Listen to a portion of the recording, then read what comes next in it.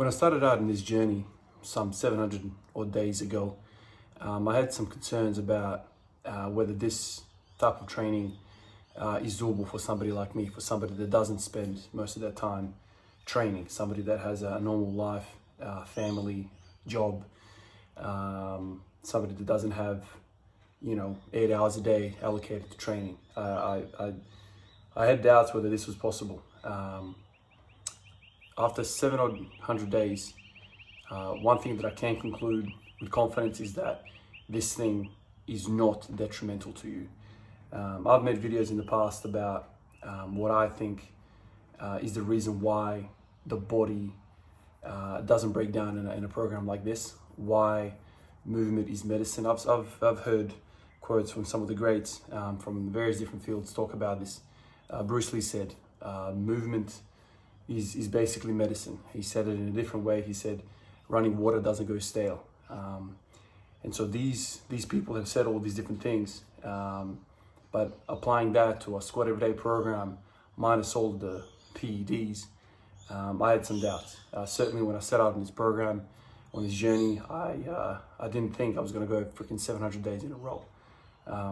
The first 30, 40 days, it was a kind of a acclimatization period. I was trying to kind of ease into the volume, ease into the whole frequency thing. I was coming on the back off, not really training a lot. I had some 15 days of basically no training at all. I got sick. I had this ear infection, throat infection that kept reoccurring for about a month basically. And then finally I had a spot at home to train, built a shed, poured the concrete, and I had such, so much willpower. I had so much hunger for training that I just jumped into it without even knowing. The night before, the day one, I wasn't thinking, all right, let's go for 700 days. In fact, I think those type of mindsets can weigh you down. Okay, I'm gonna climb the moon. I'm gonna do 1,000 days in a row. Those thoughts are very, very heavy. Those thoughts are hard to live with, man, because if you're starting a journey and you say to yourself, I'm gonna go to the NBA finals and I'm gonna hit the game-winning shot, that's a lot to process. Instead, I think we're much better served with just sitting down and thinking about what the next step is, and don't worry about the mountain ahead. So I think that's kind of served me really well. A lot of you guys think I'm some sort of extraordinary person who has this like commitment, crazy drive. I'm somebody that's just taking a day at a time, man. Like right now, whatever, it's 7:50, whatever the day it is right now. That goes to show you I'm not really concerned about the numbers, man. For me, it's kind of like the journey, right? Like a lot of you guys have said, you should be really proud about, what you've accomplished. I don't know, I don't mean to sound kind of ungrateful and whatever, but I don't feel like I've done anything. Even if you guys weren't watching this, even if you guys didn't tag along for the journey and supported me, I think I would have done this for this long, quietly, in my little garage, in this space, without talking to you guys. I think the drive there it's internal, it's not external. Whether these videos get 1 view or 20,000 views, like for me, it's deeper. I'm looking for some answers. At the start it was like, okay, what Matt Perriman wrote in that book, what Pavel Tsatsouline wrote in his books, makes a lot of sense. Makes a lot of sense that strength is a skill and we should practice it. And think about technicians in football, technicians in basketball, guys who do not rely on physical prowess, to do their work. So all of that kind of rang true to myself, to my kind of psyche, coming back from a basketball world. But I had my doubts, and so I really eased into the first 30, 60 days. After 750 days, one thing that I've learned, without any doubts in my mind at all, is that frequency is king. Frequency is king for many reasons. I've wrote about this. I've spoken about this. A lot of you guys are messaging me and you're like, man, I've got sore knees, I've got sore hips. One thing that I've learned, and I guess through science, I guess it's a theory, it's a hypothesis.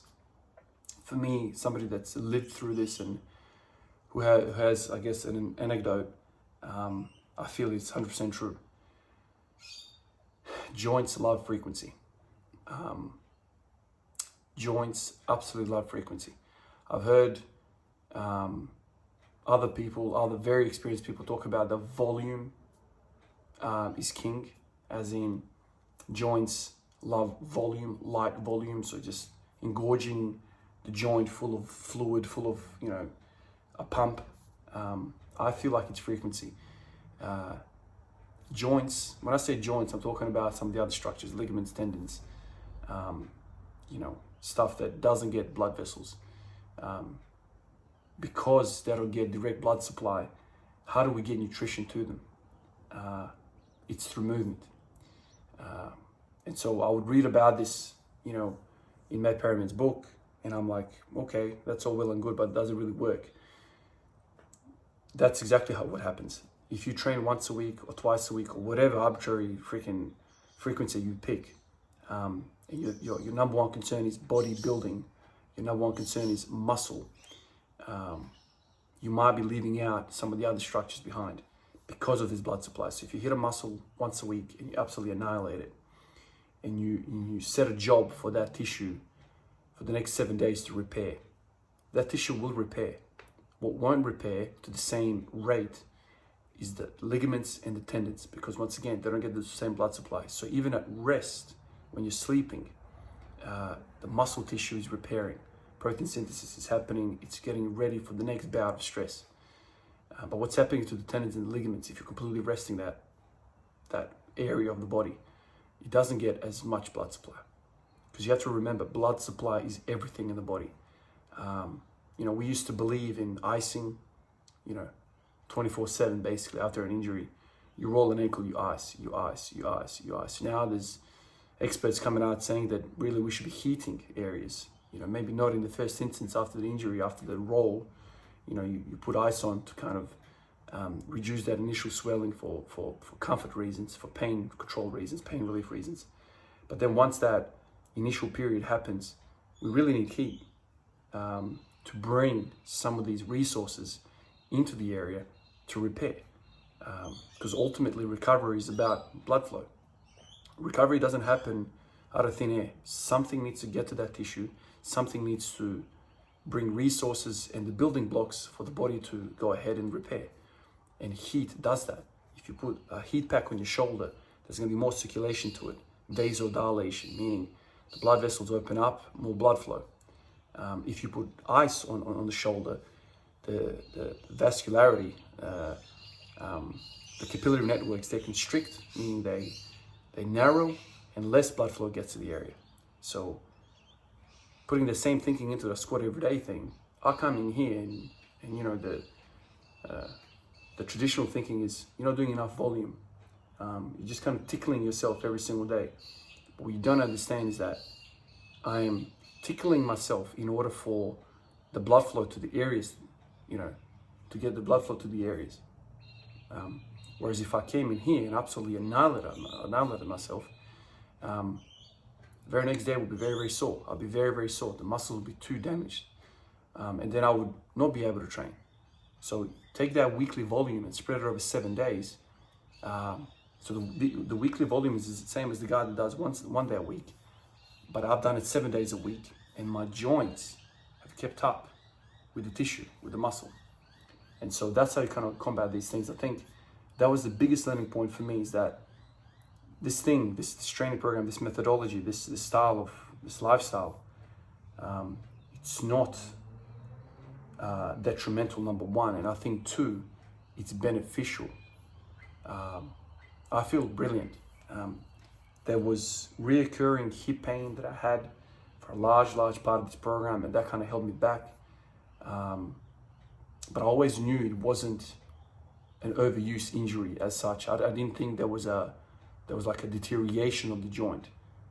If I got my finger and I put it right exactly over the TFL, it hurts. So it's a muscular thing. It's a muscular thing. If you're palpating around and you can't really reproduce that thing, it's like deep inside the joint. It's like wear and tear on the freaking hip capsule. That's a different thing, man. That's like, You know, you need to learn how to differentiate some of these symptoms. You know, a lot of you guys say to me, I've got back pain. It's like, I've got back pain as well, man.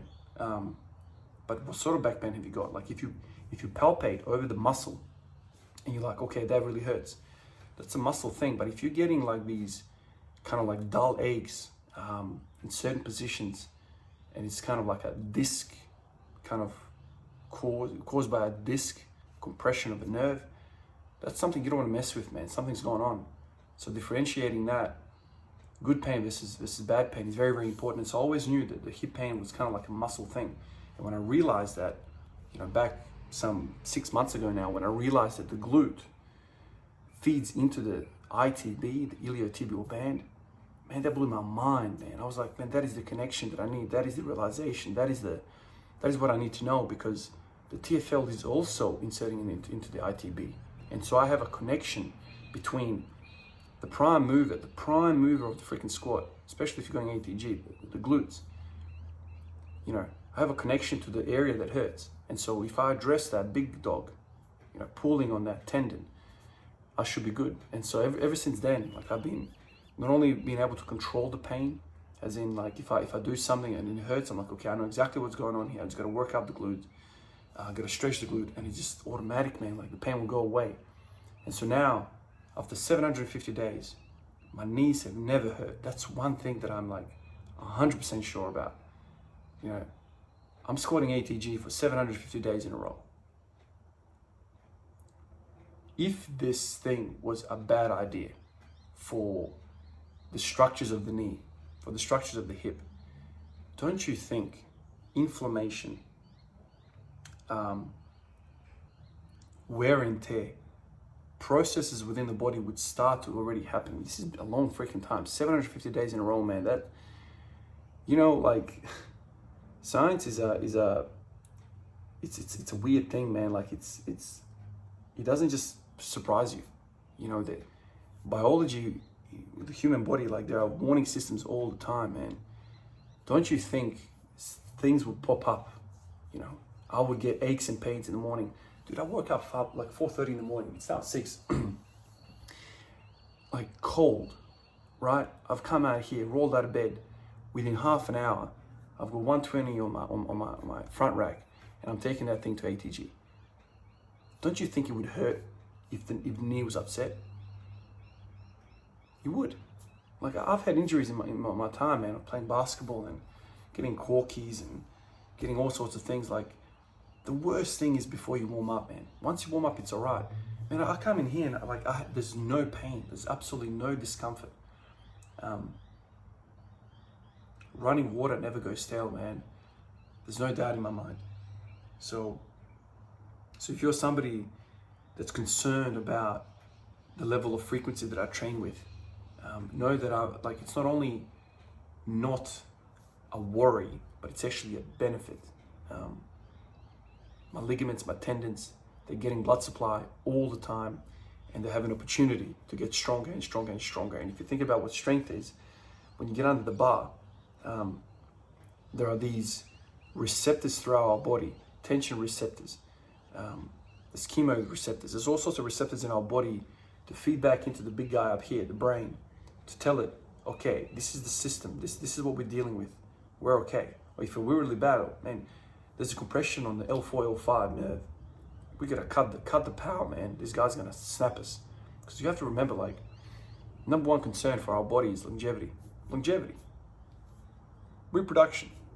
Live for tomorrow. It doesn't care about some arbitrary shit on your back, man, lifting some weights, man.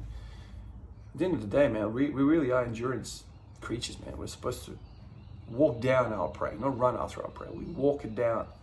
You know, we would walk after a freaking animal for 3 days and the thing would just collapse eventually and just die because it can't go on anymore. Whereas we can walk for weeks on end. So we are endurance athletes, and so preservation of those joints of the body is number one concern. So these receptors are everywhere. And once it knows that the tendon is strong, the ligament is strong, it doesn't have to worry about that. So it doesn't cut the power back. So a lot of people don't, like, I feel like there's not a lot of discussion about, oh man, you know, how much do you bench? Or how thick are your tendons? No one ever says that. Well, how healthy is your knee? It's not sexy, right? It's how big is your muscle? Like how big is your muscle? It's an interesting thing. I don't know why this is, but no one cares about other structures. Like for me, it's like the quality of movement, the benefits of the movement. That's gonna be my concern. And like, number one, like I'm not doing this because, you know, I'm trying to prove some point or whatever. Really, I was just looking for a way to just spend more time doing what I love to do, man. So when this thing came up in my mind, I was like, okay, let's start really slow and work out whether this is possible. After 750 days, not only do I think this is possible, but this is actually beneficial. Your knees will not get destroyed doing this, man. It's just, that's number one realization for me. You know, the first 750 days, I've kind of, probably the last, I want to say, man, probably the last 100 days, I've basically been pain-free. Nothing. The hip is sorted. That realization, that connection, you know, I said 6 months ago, I made the connection between the glute and the TFL. That kind of set in motion a whole host of thoughts and a whole host of hypotheses, a whole host of ideas and trials. And now I'm sitting here like, you know, 6 months down the track, I've run through all of this, and for the last probably 100 days, just training, man. No concern whatsoever. And that's a beautiful thing. That kind of gives me the confidence to just put as much volume into training as possible, as long as I kind of keep in mind some of these principles that I've learned about the hip. The knees are no worries, man. The knees are not a problem. The back has never been an issue. So now that I've worked out that frequent squatting requires some other sort of movement for the sake of balance, the joints are happy, man. It's not about the joints. So hopefully in the next 750 days, you know, it's going to be another conversation. It's not about longevity or whatever. Like, it's been 2 years, man. 2 years of doing the same thing, man. Like, I'm not gonna suddenly get to 5 years and wake up and freaking I've got below knee amputations, like I'm in a wheelchair because squatting every day. It's not gonna be like that, man. Like, things would have already happened if I've done 2 years of abuse to my body. You know, there's a lot of people say it's abuse. You know, you're abusing your body. You're not gonna have a body when you're 70. It's the contrary, man. It's the other side. It's actually, when I'm 70, my ligaments are gonna be strong because I'm using it. You know, I'm glad I set on this journey. I'm glad I've proven that much to myself. I see myself at 70, man. You know, I don't know how long this streak is gonna go on for, but I see myself at 70 sneaking out of the house, going to the garage, putting a freaking 2.5 kilo weight on either side and doing that. That's it, man. You know, how many 70-year-olds out there have the ability to go to ATG? That's something I look forward to. That's something I want to show people. I think there's nothing more beautiful than seeing that. This will not kill you. If you take one thing away from my journey of 750 days in a row, it's that movement is medicine. Don't let anybody tell you that doing something like this is going to hurt you. It won't. As long as you have good patterns of movement and you understand how to move through space and you have the mobility and your muscles are balanced, movement is good. Bruce Lee, you're right, man. All those years ago, you said, running water never goes stale. If you stop for 7 days, like water, you will go stale.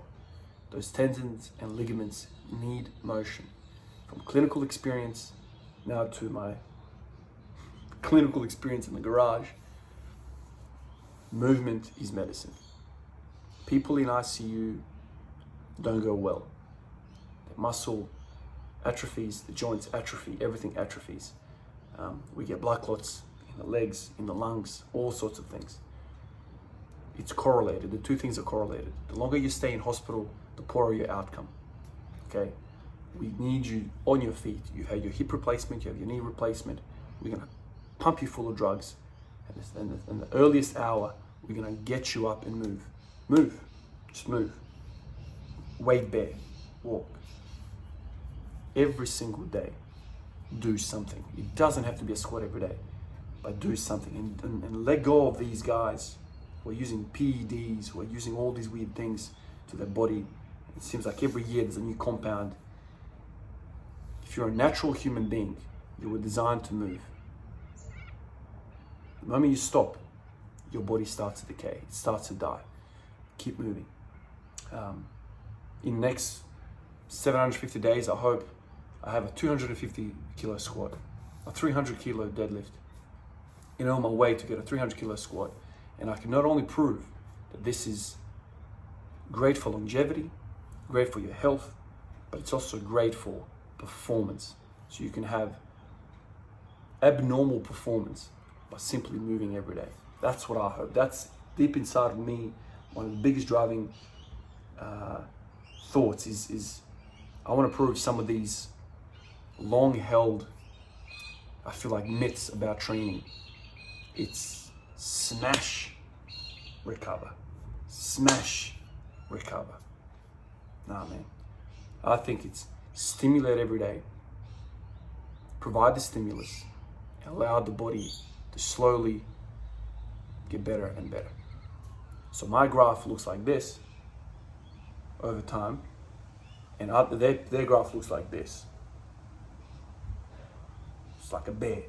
Either I'm sleeping for freaking 3 months, or I'm chasing down prey for 3 months. Small oscillations on the graph is what I think is best.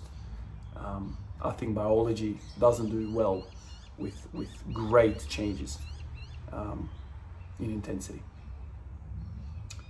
Bruce Lee, you're all right, man. Running water never goes stale. So keep moving, guys. Keep moving. Never stop moving. Auto-regulate. Do as much as you can every single day. Listen to your body. Your body is your ally. It's not an enemy. You don't have to smash it and go to war with it. Provide the stimulus, and know that you're not only benefiting your joints and your longevity, but I believe there's also a chance of you getting stronger. There's just no doubt in my mind. If you're gonna take something from me, next time somebody says to you in the gym, "Oh, don't squat ATG, man. You're gonna die." You say, "Look, there's a dude who squatted 750 days in a row. He squats ATG, and he doesn't have pain." Catch you guys in the next one. Peace out.